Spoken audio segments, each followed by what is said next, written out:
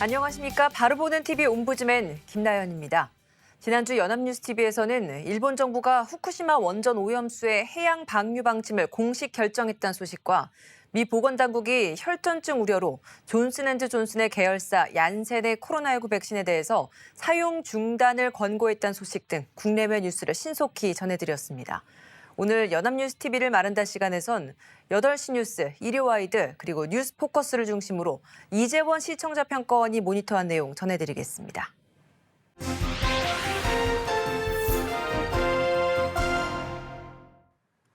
지난주 연합뉴스TV는 내년 대선의 전초전으로 여겨진 서울시와 부산시의 재보궐선거 이후 여야의 정치적 지형 변화 등 다양한 소식을 전했습니다.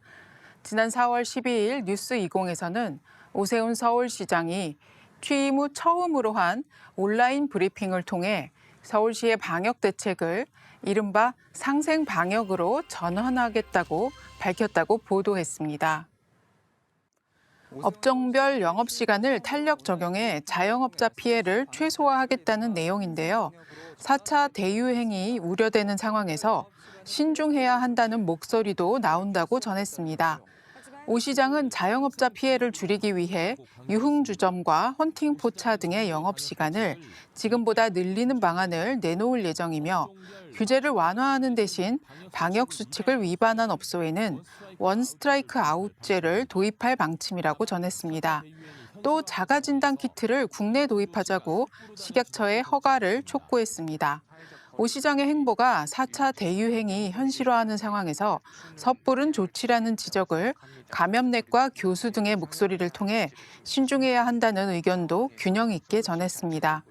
국민의 건강과 관련된 중요한 결정인 만큼 진단키트의 장단점, 문제점 등에 대해서도 후속 취재 보도가 이루어져야겠습니다. 4월 11일 일요와이드는 선거 후 여야의 진통을 각각 오전과 오후에 걸쳐 전했습니다. 재보선 참패 이후 더불어민주당에 거센 후폭풍이 몰아치고 있다고 보도했습니다. 지도부 총사퇴 이후 비대위 체제로 전환해 위기 대응에 나섰지만 당내에서는 이견들이 나오고 있습니다. 2030 초선 의원 5명이 그동안 금기시되었던 조국 전 장관 사태에 대한 반성문을 내놓자 강성 당원들이 강하게 반발했고 최고위원 선출 방식을 둘러싼 진통도 계속되고 있기 때문입니다. 민주당에서는 일부 강성 지지자들이 초선 5명을 초선 오적이라고까지 비판하며 이들의 전화번호를 공개해 항의 문자를 보내고 후원금을 환불하자는 집단 움직임까지 보이고 있다고 보도했습니다. 더불어민주당 권리당원의 회견 내용 영상을 제시하며 사태의 심각성을 고스란히 전달했습니다. 또 지도부 총사퇴로 공석이 된 최고위원 선출 방식을 놓고도 갑론을박이 벌어지고 있다는 내용도 전했습니다. 당초 민주당은 중앙위원회를 통해 최고위원을 새로 뽑기로 했지만 다음 달 2일 전당대회에서 당 대표와 함께 최고위원을 선출해야 한다는 목소리가 나오고 있다고 보도했습니다. 같은 날 저녁 일요와이드에서는 오세훈 시장 당선 이후 국민의힘과 국민의당 합당 논의에 물꼬가 트이는 가운데 김종인 전 비대위원장이 안철수 대표를 강하게 비판했다고 전했습니다. 김 전 위원장이 비대위원장 재임 기간 동안 안철수 대표를 평가절하했던 발언을 모아 보여줬습니다. 도대체 이 양반이 정치를 제대로 아느냐 생각, 그 사람은 내가 봤을 때 정신이 좀 이상한 사람 같아 등 수위가 높은 과거의 발언을 다시 전했습니다. 국민의힘 당사를 찾은 안 대표가 국민의힘의 승리를 축하하지 않고 야권의 승리라는 표현을 썼다면서 건방지다고 비판했습니다. 김 전 위원장이 대선 후보에 대해 내놓은 예측도 전했습니다. 안 대표의 행보는 합당 뒤 대선 후보가 되겠다는 욕심을 보이는 것이라며 소속 의원이 비례대표 3명뿐인 국민의당은 실체가 없는 정당이라고 말한 내용도 전했습니다. 안 대표와 윤석열 전 검찰총장의 동행 가능성도 없다고 선을 그었습니다. 이러한 김 전 위원장의 행보에 대해 국민의힘과 국민의당 합당 논의에 김 전 위원장이 국민의힘에 힘을 실어주기 위한 행보라고 해당 보도는 분석했고 국민의당에서는 서울시장 선거 승리 과정 등에 비춰봤을 때 단일화와 통합의 중요성을 부정하는 사람은 없고 일반 시민들의 평가와는 동떨어진 것으로 신경 쓰지 않는다고 말했다고 전했습니다. 각각 선거 후 야당과 여당의 움직임을 전한 일요와이드는 일어난 사건 중심의 뉴스 전달보다는 맥락을 설명해 주고자 한 점이 돋보였습니다. 하지만 내부에서 분열을 일으키는 현상에 집중해 자칫 갈등 중심의 보도로 흐를 우려가 있습니다. 국민들에게 정치 냉소주의를 심어줄 소지가 있기 때문에 선거 이후 나아갈 방향에 대한 냉철한 분석이 좀 더 강화될 필요가 있겠습니다.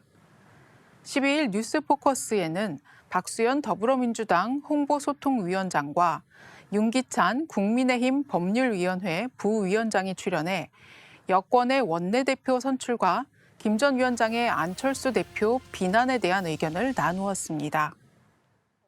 민주당 초선 의원들이 선거 참패 원인을 분석하며 반성의 목소리를 냈고 당에선 이들의 용기를 격려하기도 했지만 일부 강성 지지자들로부터 분열을 조장한다는 비판을 받고 있는 데 대해 박 위원장과 윤 부위원장이 각각 시각을 공유했습니다. 박 위원장은 초선 의원들의 용기에 격려를 보내고 싶다면서도 내용보다 방법에 문제가 있다는 지적을 우회적으로 했습니다. 박 위원장은 선거가 끝나면 당연히 회초리를 맞고 조용히 왜 내가 회초리를 맞았는지 정리를 해봐야 하지 않겠냐면서 반성문에 비유한 논의를 펼쳤습니다. 반성문을 잘 써야 회초리를 맞는 자세가 진심이었는지 알 수 있고 반성문에 당이 나아가야 할 바, 쇄신과 혁신의 방향도 담기는 것 아니겠냐고 말했는데요. 방향의 일관성이나 진정성을 잃지 않으려면 반성문을 쓰는 방법도 일관되어야 하고 태도는 차분하고 냉정해야 한다며 내부적으로 TF를 꾸려 내부 논의를 통해 백서의 형태로 국민들에게 선거 패배에 대한 전체 반성문을 전했으면 한다고 당 지도부에 제안했습니다. 윤 부위원장 역시 내부에서 어떤 일이 있었는지 몰라도 바로 국민 앞에 이야기한 방식이 적합했는지 의문을 제기했습니다. 조국 전 장관 입시 특혜와 관련되어 많은 학부모의 관행적 행위였다는 등 오해할 만한 발언들을 초선 의원들이 내놓은 데 대해 초선답지 않은 이야기, 나이답지 않은 이야기를 했다고 지적했습니다.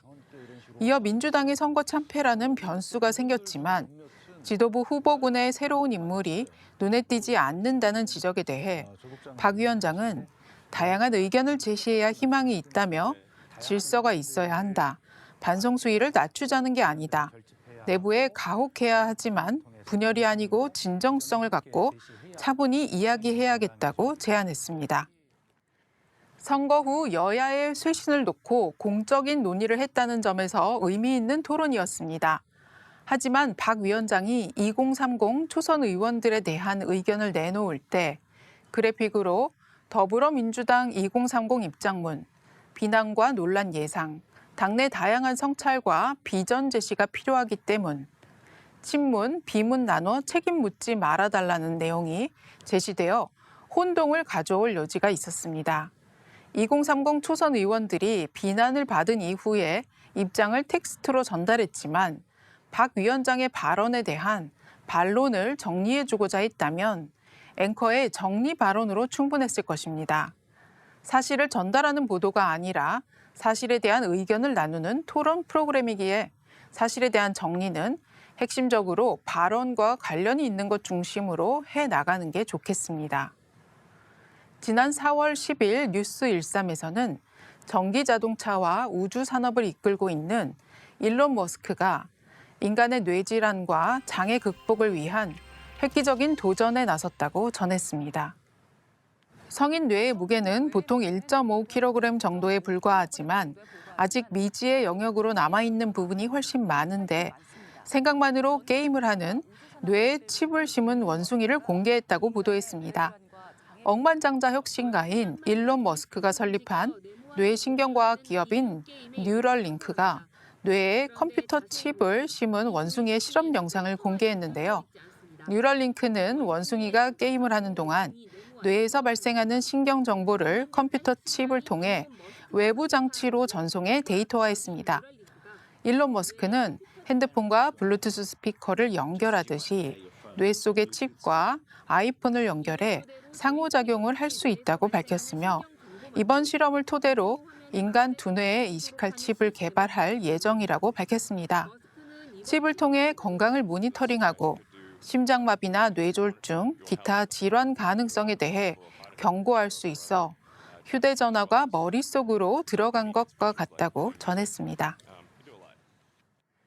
해당 보도는 두뇌에 컴퓨터를 심는 프로젝트가 미래의 인류의 퇴행성 질환이나 장애를 치료할 획기적 처방으로 이어질지 주목된다고 전했습니다. 기계와 인간이 함께 살아가는 사회에서 일반인들이 알아야 할 기술적 내용, 주의사항, 인간의 본질에 대한 질문 등에 대해 폭넓고도 정확한 후속 보도를 이어가 주시길 바랍니다.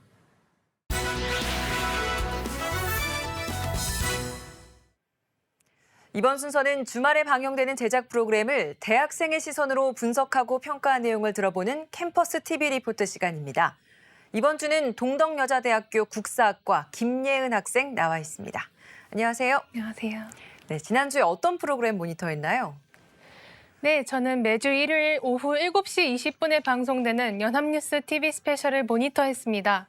지난 11일 방송된 연합뉴스 TV 스페셜에서는 LH 투기 사태로부터 촉발된 투기 의혹과 관련 법에 대해 다루었습니다.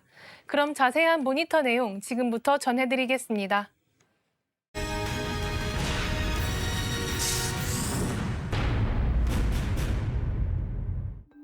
방송은 세종시 연서면 와천리를 보여주며 시작됩니다. 주민 대다수가 논농사와 축산업을 하는 이곳에 3년 전부터 우후죽순 조립식 주택들이 들어서기 시작했다는데요. 최근 투기 의혹이 커지자 저녁이 되면 일제히 불이 켜지는 등 사람이 살고 있다는 것을 보여주는 듯하다고 합니다. 일명 벌집으로 불리는 조립식 주택은 이곳에만 30곳이 넘는다고 합니다. 주민들은 이 현상이 LH와 세종시가 추진하는 세종 국가산업단지 때문에 벌어졌다는데요. 국가산단 발표 2달 전인 6월에 이미 세종시 토지거래 현황이 7천여 건을 뛰어넘었다고 합니다. 벌집 역시 이 시기에 많이 지어졌다는데요. 이유는 이른바 딱지라고 불리는 이주자 택지 분양권을 노린 것이라고 합니다. 세종 국가산단 예정지에는 개발 정보가 사전에 누설됨을 보여주는 의심되는 흔적들이 있다는데요. 곳곳에 남아 있었는데요. 세종시 건설 책임자였던 전 행복청장과 시의원의 논과 건물 등의 투기 정황도 보인다고 합니다. 집중적으로 사들인 것으로 조사되는데요. 원주민들은 이에 따라 정작 주민들은 고향을 등질 수밖에 없는 상황이라는데요. 주민들은 산단 지역은 지정되기에 적합하지 않다며 백지화를 요구하고 있다고 합니다. 사실 땅 투기의 역사는 오래됐다고 하는데요. 1960년대와 70년대를 거치며 서울 인구가 급증하자 박정희 정권은 강남에 신도시를 건설해 당시 이 과정에서 청와대 경호실까지 투기에 개입해 약 20억 원에 가까운 정치자금을 마련했다고 합니다.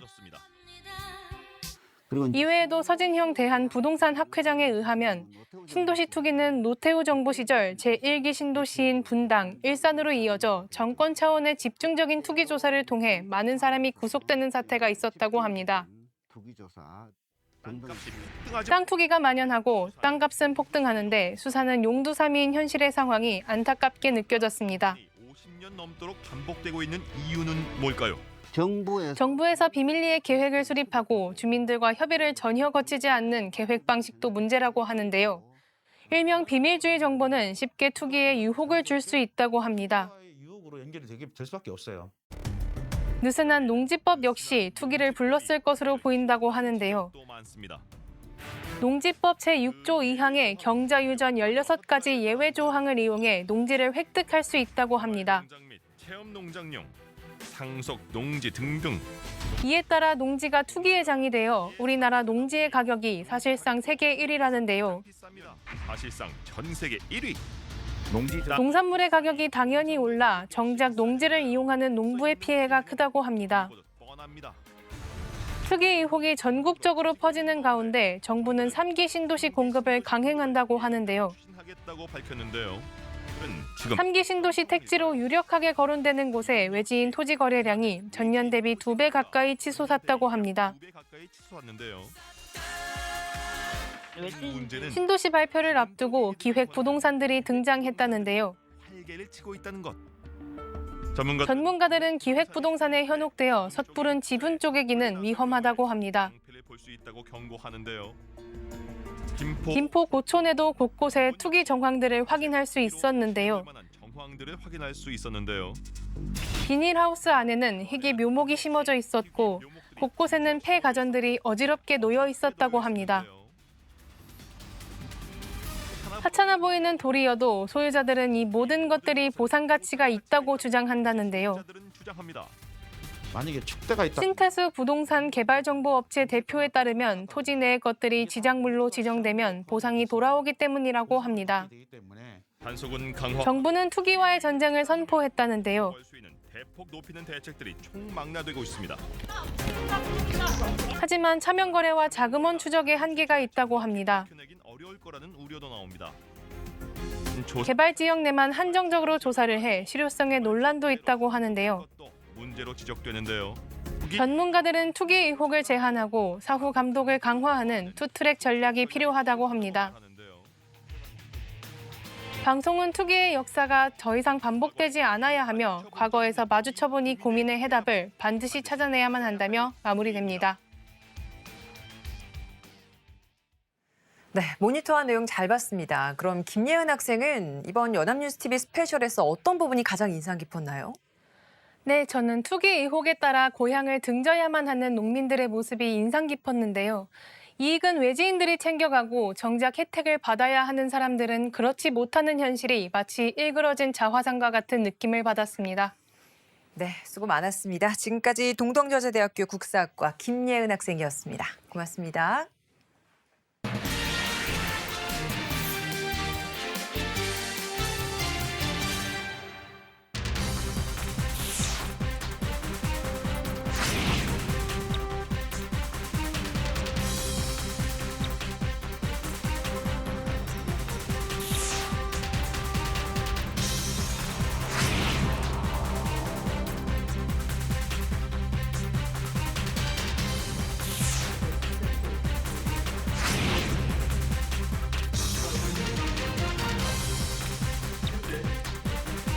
지난 1년 동안 거의 20% 가까이 공시가격이 상승했기 때문에 그것으로부터 비롯된 재산세의 부담의 상승, 종부세의 상승, 건강보험료의 상승을 비롯해서 60가지가 넘는 국민 생활 부담이 나타났고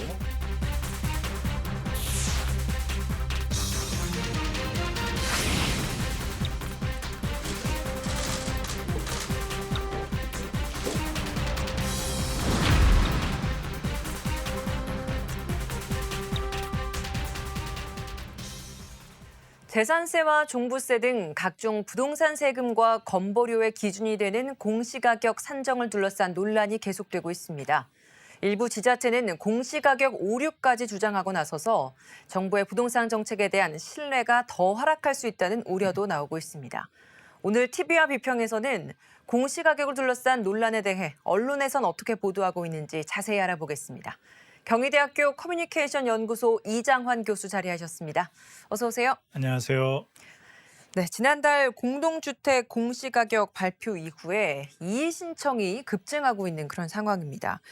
갈등도 여기저기서 지금 나오고 있지 않습니까? 이 공시가격을 둘러싼 논란의 쟁점이 무엇이고 오세훈 신임 서울시장이 이 공시가격 재조정 논란을 또 화두로 가지고 나와서 주장하고 있는 내용이 무엇인지 언론에서 보도하고 있는 내용을 좀 전해주시면 좋을 것 같습니다. 네, 국토교통부는 2021년 공동주택 공시가격안을 관련 주택 소유자 열람 의결 제출 기간이었던 지난달 16일부터 이달 5일 사이 이의 신청이 끊이지 않았다고 언론에서는 보도하고 있습니다. 연합뉴스는 지역 주민들이 공시가격의 이의 신청을 위해 연명물을 돌리거나 구청, 국토부, 지역의원에 항의하거나 공문을 보내는 등 집단 반발이 거세지고 있으며 종부세 대상이 된 강남 등 고가단지 주민들과 강북과 세종시 주민들 또한 반발이 커지고 있다고 전합니다. 이러한 공시가격에 대한 이의 신청과 논란에 대해 중앙일보는 현행 공시가격 산정 방식에 문제가 많기 때문에 부작용은 더 커질 것이라며 지금의 공동주택 공시가격은 전문성, 투명성, 공정성이 없는 산무공시가격이라는 정수영 제주대 교수의 비판을 전합니다. 정 교수는 공시가격에 대한 제3자 검증 절차는 반드시 도입해야 오류를 방지할 수 있다고 말합니다. 여기에 오세훈 서울시장은 서울의 아파트 공시가격을 재조사해서 동결할 근거를 마련하겠다고 밝혔습니다. 경향신문은 오세훈 서울시장이 지난 10일 서울역 광장 코로나19 임시선별 검사소를 방문한 뒤 기자들을 만나 높아진 공시가를 서울시가 조정할 권한은 없지만 중앙정부와 협의하기에 따라서는 더 이상 급격한 속도로 올리지 않도록 협의가 가능하다고 믿고 싶다며 재조사가 필요한 경우에는 재조사를 해서 왜 동결을 해야 하는지 근거를 마련해야 하는 것이 일단 필요하고 다음 초부터 좀 더 심도 있게 검토를 지시할 생각이라고 전합니다. 한편 원희룡 제주지사와 조은희 서울시 서초구청장은 국민의힘 당사에서 정부의 공동주택 공시가격 검증 결과를 발표하면서 정부의 아파트 등 공시가격 산정에 심각한 오류가 발견되었다고 주장했습니다. MBC 뉴스는 서초구가 실거래보다 공시가격이 높은 아파트를 언급하며 현실화율이 100%가 넘는 단지가 속출했고 제주도 또한 같은 아파트, 같은 동에서도 한 라인만 공시가격이 올라가거나 내려가는 현상이 발생했다고 한 주장을 보도합니다.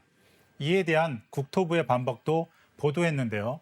아파트 공시가격을 산정할 때 해당 아파트의 거래 건수가 적으면 주변 시세도 종합적으로 고려해야 하며 제주도의 주장에 대해서는 공시가격이 오른 라인은 33평, 하락한 라인은 52평이고 실거래가 자체가 52평은 떨어졌다고 반박하면서 공시가격에 대한 3단계 심사 체계를 통해 면밀히 검증하고 올해부턴 감정평가사 등 외부 전문가 등의 추가 검토를 시행하고 있다고 합니다.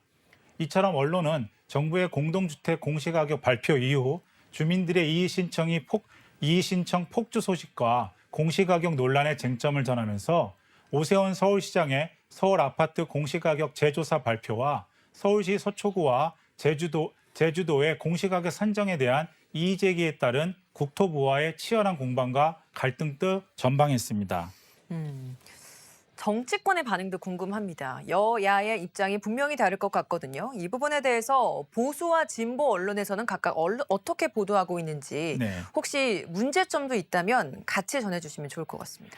네, 공시가격 인상 여파로 보유세를 둘러싼 정치권의 공방에 대해 조선비즈는 이해식 더불어민주당 의원의 주장을 전합니다.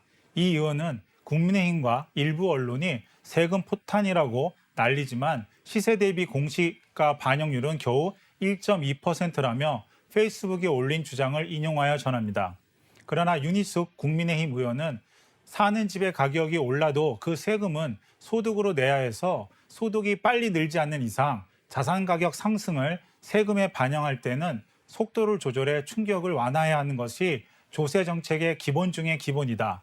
부동산 값을 왕창 올렸으면서 공시가도 더 올려 부동산 세금이 벅차다는 국민들을 자산이 늘었다는데도 징징대는 국민으로 몰고 있다며 반박합니다. 한겨레 신문은 사설을 통해 문재인 정부의 집값 안정의 실패를 보유세와 재건축 규제를 찾는 것은 무리이며 장기간의 저금리 상황에서 넘쳐나는 시중 유동성이 생산적인 부분으로 흐르지 않고 부동산 시장으로 몰리는 것을 막지 못한 게 결정적인 이유라고 합니다. 하지만 국민의힘 주장처럼 지금의 보유세를 내리고 재건축, 재개발을 풀면 서울은 순식간에 투기판이 될 수 있다고 비판합니다. 또한 공공주도 주택 공급 확대 정책인 이사 대책 이후 이른바 공포 매수는 줄어들면서 집값 상승폭이 둔화되고 있다면서 야당은 가까스로 진정세를 찾아가는 부동산 시장에 다시 기름을 부어서는 안 된다고 주장합니다. 네. 이처럼 보수 언론은 공시가격 상승에 따른 보유세 부담에 대해 문재인 정부의 부동산 정책의 실패를 가장 큰 원인으로 뽑으면서 갑자기 많이 오른 세금 부담에 대한 국민들의 불만을 해결해야 한다고 전합니다. 하지만 진보 언론은 문재인 정부의 부동산 정책의 실패를 인정하지만 보유세 인하와 재건축 규제를 완화는 오히려 서울 부동산 시장을 투기판으로 만들 수 있다며 야당의 주장을 반대합니다. 그런데 보수 진보 언론 모두 보유세 논란에 대해 국민경제 차원의 정교한 분석과 전망이 아닌 정치권의 주장과 부동산 시장에서 쏟아져 나온 정보를 단편적으로 열거하는 수준의 보도여서 아쉽습니다. 예. 야당의 승리로 끝난 4.7 재보궐선거. 이 선거 결과에는 부동산 민심도 반영됐다라는 네. 해석들이 많습니다. 선거를 통해서 드러난 부동산 민심, 그리고 이 선거 이후에 앞으로 문재인 정부에서 이 부동산 대책을 수정할 가능성이 있는지 네네. 언론에서 조명한 부분 전해주시기 바랍니다. 네, 4.7 서울 부산시장 보궐선거에서 성남 부동산 민심이 확인되면서 부동산 정책 방향의 수정을 놓고 정부가 고민에 빠졌는데요. 국민일보는 정부 정책 실패로 강남과 강북을 가리지 않고 부동산 가격이 치솟는 상황에서 공시가격 인상 등 보유부담 강화 정책을 밀어붙인 데 대한 분노가 표심으로 표출된 것이며 국토부와 금융위원회 등 관계부처가 대출 규제 완화의 범위나 세부 내용을 두고 협의를 이어오고 있다고 전합니다. 동아일보도 4.7 재보선 선거 이후 더불어민주당과 정부가 여론이 악화된 부동산 실책을 미세하게 조정하는 방안을 검토하고 있으며 1주택자 보유세 부담 완화와 대출 규제 완화, 그리고 종부세의 경우 장기 고령자의 혜택을 확대해 실거주자의 부담을 줄여주는 방안이 유력하다고 전합니다. 여기에 조선일보는 오세훈 서울시장이 10년 만에 시정에 복귀하면서 부동산 정책에 어떤 변화가 생길지 관심이 집중되고 있다면서 집값 안정을 위한 주택 공급 확대라는 대전제는 정부와 일치하지만 오 시장은 민간 부분의 공급에 무게를 더 둘 것이라는 전망이라고 전합니다. 하지만 아시아경제는 정부 분위기가 여당과 다르다고 전하는데요. 기획재정부 관계자가 내부적으로 추가 완화 등은 검토하고 있지 않다며 세제 정책을 자주 바꾸는 것보다 일관성을 갖는 게 바람직하게 밝혔고, 정부 내에서 LTV, DTI를 완화할 경우 풀린 유동성이 집값 과열을 부추길 수 있다는 우려의 목소리도 나온다면서 가계대출 총량 관리라는 큰 틀을 유지하면서 일부 규제만 완화해 주는 것은 자칫하면 시장에 혼선을 줄 수 있다는 정부 관계자의 주장을 인용합니다. 이처럼 언론은 정부의 부동산 정책 수정 가능성에 대해 1주택자 보유세 부담 완화, 대출 규제 완화, 장기 고령자 실거주자의 종부세 부담을 줄여주는 방안을 검토 중이라고 전합니다. 하지만 정부와 여당의 원활한 협의가 어렵다고 전하면서 여기에 서울시의 재건축 규제 완화 등이 또 하나의 복잡한 문제가 있다고 언급합니다. 그럼 전문가들은 이런 논란을 잠재울 수 있는 해법을 어떻게 제시하고 있는지도 궁금합니다. 네네. 언론에서 어떻게 좀 보도하고 있는지 전해주시고요. 이런 논란 속에서 바람직한 언론의 보도 자세도 짚어주시기 바랍니다. 네, 함영진 직방 빅데이터 랩실 랩장은 공시가격은 현실화 로드맵 자체를 다시 손보고 특히 종부세 부과 기준이 되는 고가 주택 기준을 상향 조정할 필요가 있다고 주장합니다. 조주연 건국대 명예교수는 모든 책임과 권한을 중앙정부가 갖고 있으니 문제가 날 수밖에 없다며 전국적으로 일정한 현실화 비율이라는 것이 말이 되지 않는다며 지방 정부 재량에 따라 자율권을 줘야 한다고 말합니다. 이처럼 헤럴드 경제는 정부의 공시가격 현실화 로드맵 자체를 재검토 또는 가격 결정 권한의 분산과 이원화 등의 해법을 제시합니다. 한편 박상수 한국지방세연구원 부원장은 현실화 속도에서 차별화하면서 9억 원 이상의 주택은 시세 급등 효과에 정책 효과를 같이 발생해 세부담이 많이 늘어나는 측면이 있다며 고가 주택의 세부담을 높이는 문제는 사실상 조세 정책이고 국회가 조세 법률주의에 의해 세율로 결정해야 할 문제이므로 이 부분을 국회가 결정하도록 하는 것도 방법이라고 제시합니다. 언론은 먼저 정부의 공시가격과 종부세 부과 기준에 대한 정보 공개를 요구하면서 정부와 지자체의 부동산 정책에 대한 감시와 비판, 취재 보도가 필요합니다.